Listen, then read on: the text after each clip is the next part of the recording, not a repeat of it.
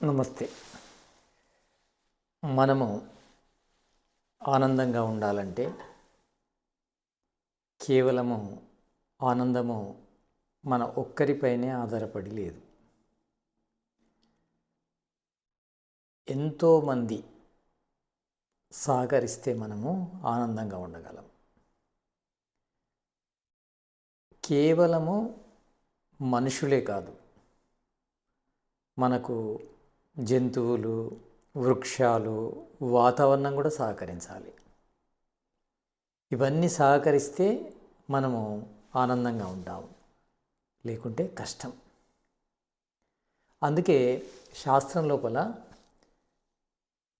త్రివిధ దుఃఖాలు అన్నారు. అంటే దుఃఖాలను విభజిస్తే 3 రకాల కారణాలు ఉన్నాయి. ఒకటి మన వల్ల దుఃఖం కలగచ్చు, దీన్ని ఆధ్యాత్మ దుఃఖం అంటారు.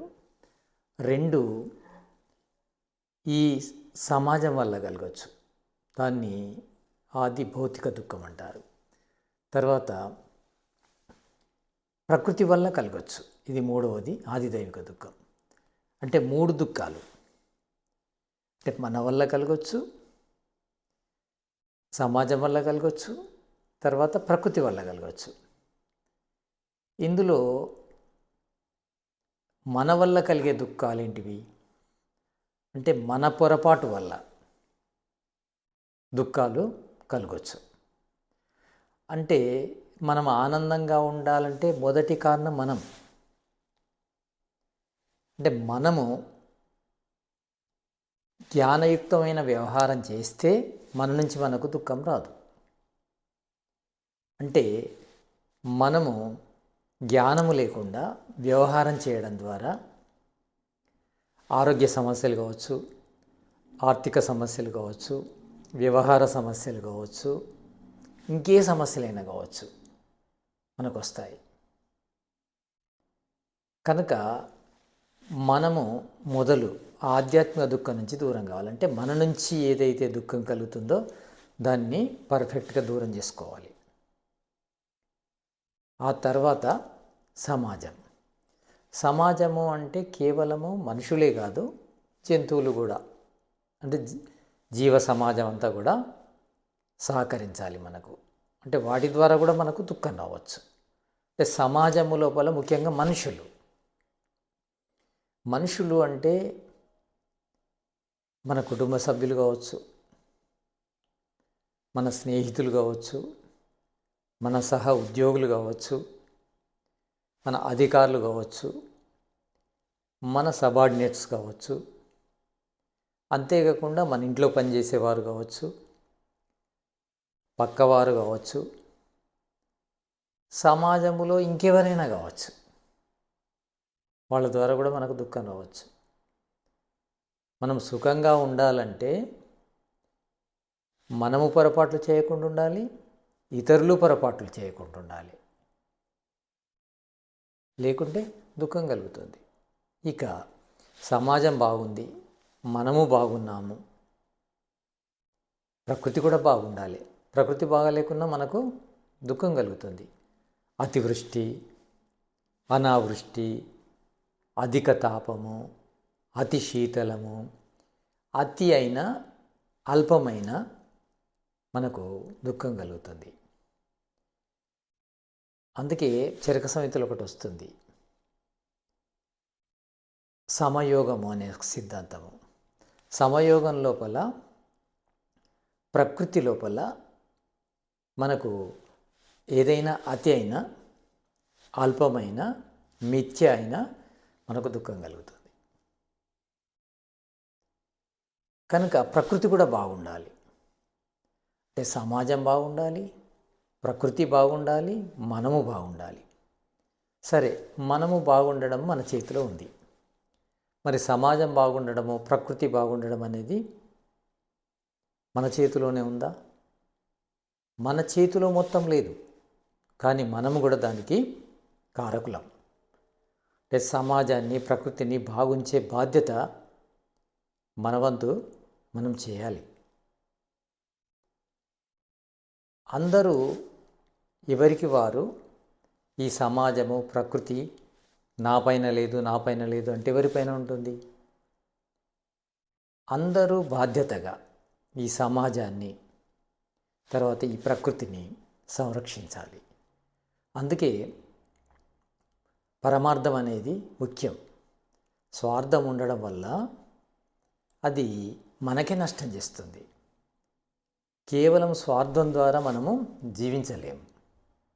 ఎందుకంటే మన జీవితం అనేది సమాజం మీద, ప్రకృతి మీద కూడా ఆధారపడి ఉంది కనుక ఆ సమాజాన్ని, ప్రకృతిని సంరక్షించవలసిన బాధ్యత కూడా మనదే కనుక మనము స్వార్థంగా ఉంటే అది సాధ్యం కాదు. ప్రతి వ్యక్తి కూడా నిస్వార్థంగా తన కోసమైన సమాజాన్ని, ప్రకృతిని సంరక్షించాలి. సమాజంతో నాకేంటి అనుకుంటే మనము ఆనందంగా ఉండలేము. సమాజం ద్వారా వచ్చే దుఃఖాలను అనుభవించవలసి వస్తుంది. ప్రకృతితో నాకేం సంబంధము అనుకుంటే కూడా ప్రకృతి ద్వారా వచ్చే దుఃఖాలను అనుభవించవలసి వస్తుంది. అయితే ఆధ్యాత్మిక దుఃఖాలు అంటే వ్యక్తిగతంగా వచ్చే దుఃఖాలు అనేటివి మన ఒక్కరిపైన ఆధారపడి ఉండొచ్చు.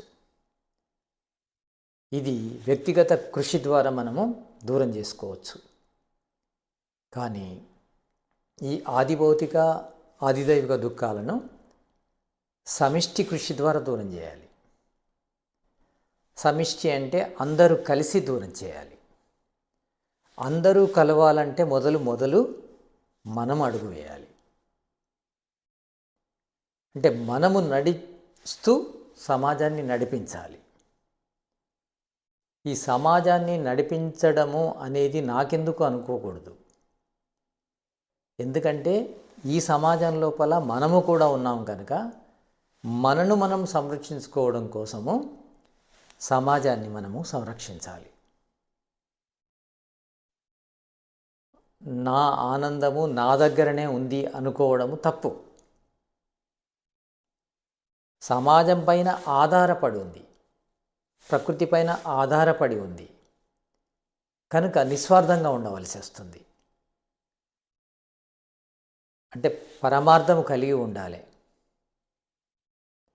పరమార్థము కలిగి ఉండడం ద్వారా మనము సమాజాన్ని సంఘటితం చేయొచ్చు. సంఘటితమైన సమాజాన్ని, ప్రకృతిని సంరక్షిస్తుంది. సంఘటితంగా లేమనుకోండి, సమిష్టి కృషి చేయలేము. సమిష్టి కృషి చేయలేదనుకోండి, మనకు ఈ సమాజం నుంచి వచ్చే దుఃఖాలు, ప్రకృతి నుంచి దుఃఖాలు తప్పించుకోలేము మనం. కనుక మనము సమాజాన్ని సంఘటితం చేయాలి. ఈ సమాజాన్ని సంఘటితం చేయాలంటే సంఘటన సూత్రాన్ని మనము పాటించవలసి ఉంటుంది. అంటే ఈ సమాజాన్ని ఏ విధంగా సంఘటితం చేయాలి? సంఘటిత సూత్రం అంటే ఏ విధంగా సంఘటితం చేయాలి?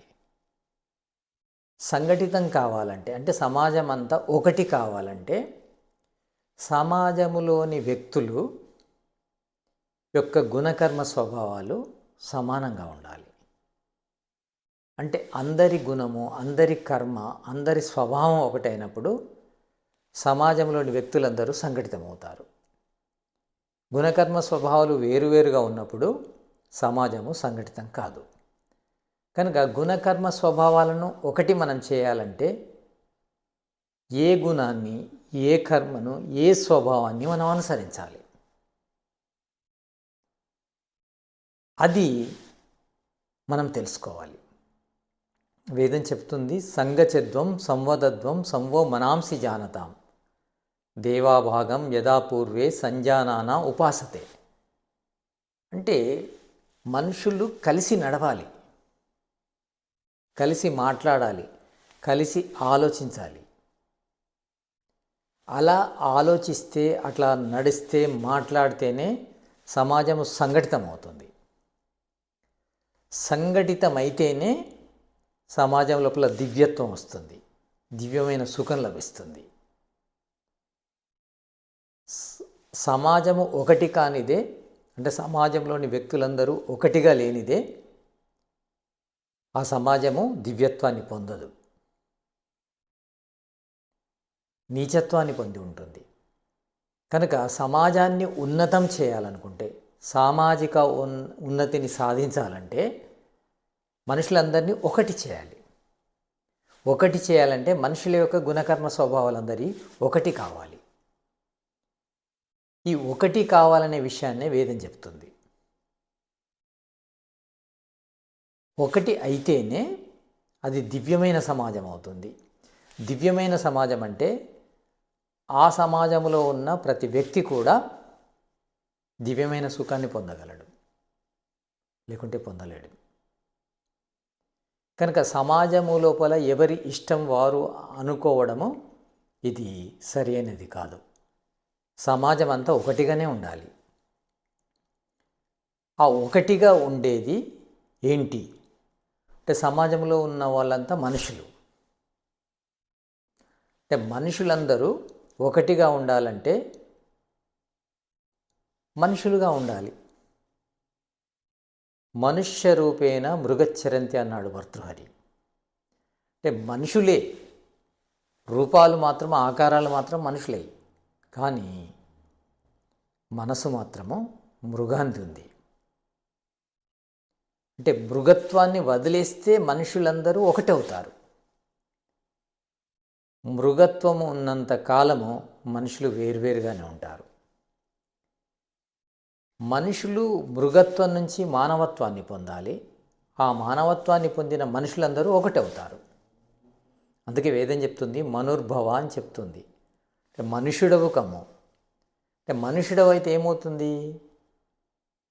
మనుషులందరూ ఒకటవుతారు, సంఘటన జరుగుతుంది. అంటే సంఘటనకు సూత్రం ఏంటంటే మనుషులందరూ మానవత్వాన్ని కలిగి ఉండాలి. మానవత్వాన్ని కలిగిన మనుషులు దివ్యత్వాన్ని పొందుతారు, దివ్యమైన సమాజాన్ని నిర్మించగలరు. కనుక మనము మనుషులం కావాలి,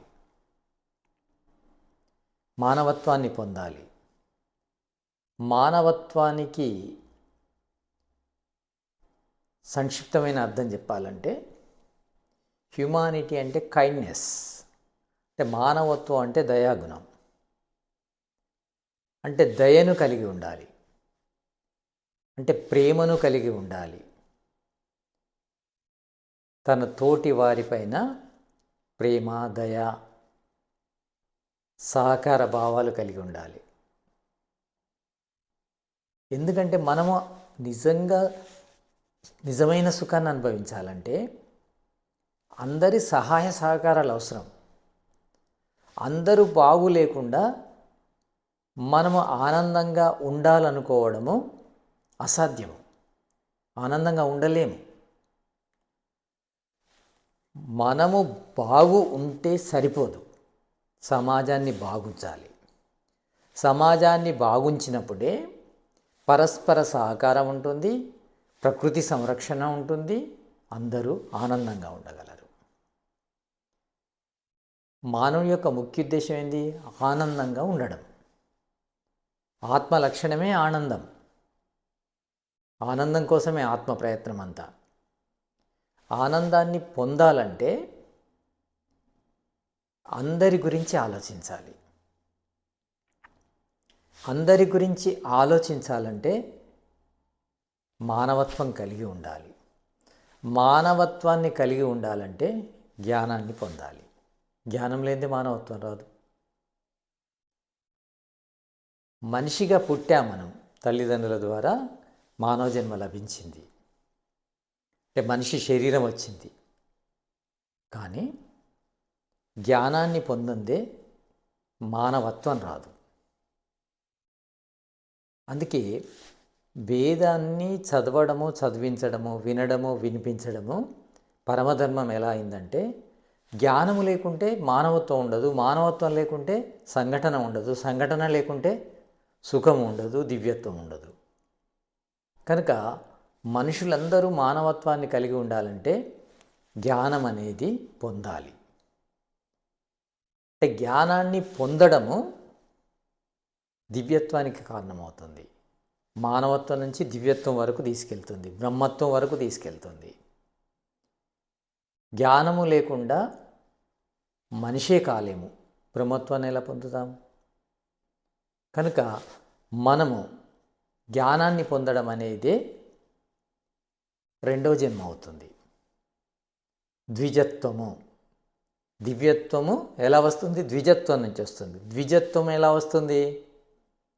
జ్ఞానాన్ని పొందితే వస్తుంది ద్విజత్వం. కనుక మనం జ్ఞానాన్ని పొంది ద్విజులం కావాలి.